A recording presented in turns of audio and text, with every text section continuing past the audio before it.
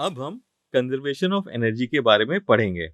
इसमें सबसे पहले हम मैकेनिकल एनर्जी के कंजर्वेशन के बारे में पढ़ेंगे। यदि किसी सिस्टम में वर्क करने वाले सारे फोर्स कंजर्वेटिव फोर्सेस हैं, तो उस सिस्टम की टोटल मैकेनिकल एनर्जी कंजर्व्ड रहेगी। इसका मतलब है sum of kinetic energy and sum of potential energy constant रहेगा। तो चलिए मैकेनिकल एनर्जी के कंजर्वेशन को डिराइव करते हैं। सबसे पहले हमें वर्क एनर्जी थ्योरम से पता है delta K is equal to F x delta x.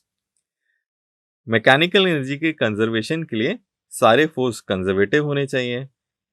अतः पोटेंशियल एनर्जी की डेफिनेशन से हम लिख सकते हैं minus delta V is equal to F x delta x और delta V is equal to minus F x delta x. अब हम फर्स्ट इक्वेशन को और सेकेंड इक्वेशन को जोड़ें तो हमें मिलेगा delta K plus delta V is equal to 0। अर्थात kinetic energy and potential energy का सम में कोई चेंज नहीं होता है। इसी को मैकेनिकल एनर्जी का लॉ ऑफ कंजर्वेशन कहा जाता है। तो अब हम मैकेनिकल एनर्जी के कंजर्वेशन के कुछ एग्जाम्पल देखेंगे। तो सबसे पहले हम ग्रेविटेशनल फील्ड में किसी बॉल की मैकेनिकल एनर्जी के कंजर्वेशन को देखते हैं।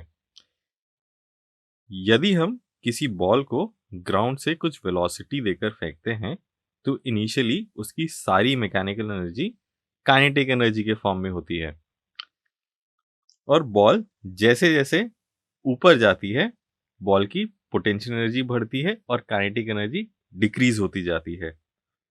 पर हर पॉइंट पे total kinetic energy plus total potential energy का सम हमेशा कांस्टेंट होता है। Conservation of mechanical energy in a gravitational field को हम इस तरह से प्रूव भी कर सकते हैं।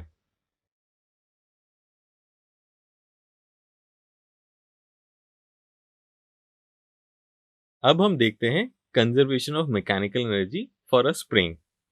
यदि किसी ब्लॉक से अटैच स्प्रिंग फ्रिक्शनलेस सरफेस पर ऑसिलेट करता है तो यहाँ पर सिर्फ कंजर्वेटिव फोर्स स्प्रिंग फोर्स ही लगता है, अतः इसकी भी मैकेनिकल एनर्जी कंजर्व्ड रहेगी।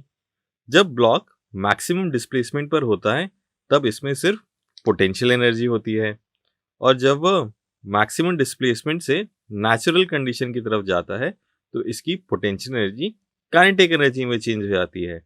नेचुरल कंडीशन में आने पर इसकी सारी पोटेंशियल एनर्जी काइनेटिक एनर्जी में चेंज हो जाती है और वह इस प्रकार से ऑसिलेट करता रहता है।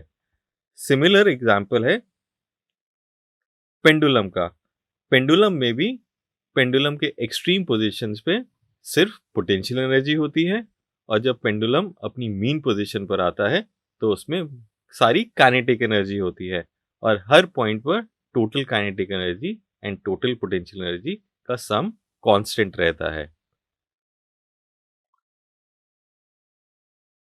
अभी तक हमने पढ़ा कि जब सिस्टम में अप्लाइड फोर्स कंजर्वेटिव फोर्स होते हैं तो सिस्टम की मैकेनिकल एनर्जी कंजर्व्ड रहती है, परंतु यदि सिस्टम पर नॉन कंजर्वेटिव फोर्स भी लग रहे हो तो मैकेनिकल एनर्जी कंजर्व नहीं रहती।